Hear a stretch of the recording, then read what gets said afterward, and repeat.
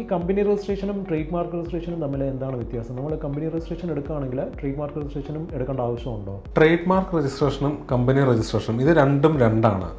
Trade mark registration എന്ന് പറഞ്ഞു കഴിഞ്ഞാൽ നമ്മുടെ ഒരു ബ്രാൻഡ് അല്ലെങ്കിൽ നമ്മുടെ ബ്രാൻഡ് നെയിമിനെ നമ്മൾ രജിസ്റ്റർ ചെയ്യുന്നതാണ്. അതേസമയം കമ്പനി രജിസ്ട്രേഷൻ എന്ന് പറഞ്ഞു കഴിഞ്ഞാൽ നമ്മുടെ ബിസിനസ്, ആ എൻറ്റിറ്റിയെ നമ്മളൊന്ന് രജിസ്റ്റർ ചെയ്യുന്നതാണ്.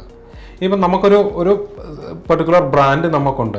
ആ ബ്രാൻഡ് മറ്റാരും യൂസ് ചെയ്യാതിരിക്കണം, അല്ലെങ്കിൽ നമുക്കതിന് പ്രൊട്ടക്ഷൻ വേണമെങ്കിൽ അതിനുവേണ്ടി നമ്മൾ ഫയൽ ചെയ്യുന്നതാണ് ട്രേഡ് മാർക്ക് ആപ്ലിക്കേഷൻ എന്ന് പറയുന്നത്. ട്രേഡ് മാർക്ക് ആപ്ലിക്കേഷൻ നമ്മൾ ഫയൽ ചെയ്ത് കഴിഞ്ഞാൽ നമുക്ക് ആപ്ലിക്കേഷൻ ഫയൽ ചെയ്താൽ ഉടനെ തന്നെ നമുക്ക് നമ്മുടെ ആപ്ലിക്കേഷൻ ഈ ട്രേഡ് മാർക്ക് രജിസ്ട്രാർ അക്സെപ്റ്റ് ചെയ്ത് കഴിഞ്ഞാൽ ആ മൊമെൻറ്റ് മുതൽ നമുക്ക് നമ്മുടെ ലോഗോയുടെ കൂടെ TM എന്നുള്ള വേർഡ് നമുക്ക് യൂസ് ചെയ്യാം. പല ലോഗോയ്സിലും നമ്മൾ കണ്ടിട്ടുണ്ടാകും. ചിലതിൽ TM ആയിരിക്കും, ചിലത് R ആയിരിക്കും.